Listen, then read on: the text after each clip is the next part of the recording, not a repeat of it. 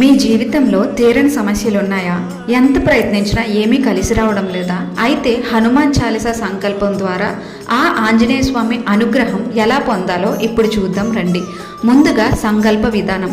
ఈ సంకల్పం చాలా శక్తివంతమైంది. 11 రోజుల పాటు రోజుకు 11 సార్లు హనుమాన్ చాలీసాని నియమంగా పఠించాలి. మొదటిగా మీ మనసులో ఉన్న కోరికను స్వామివారికి స్పష్టంగా చెప్పుకోవాలి.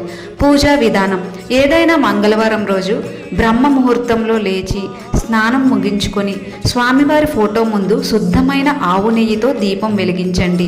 ప్రసాదంగా పండ్లు లేదా స్వీట్స్ని తెచ్చి పెట్టండి. ప్రశాంతంగా కూర్చొని 11 సార్లు చాలీసాని చదవండి. చివర్లో తులసీదాస్ అనే పేరుకు బదులుగా మీ పేరు చెప్పుకోండి. 11వ రోజు చివర్లో బజరంగ్ బాన్ చదవడం మర్చిపోకండి.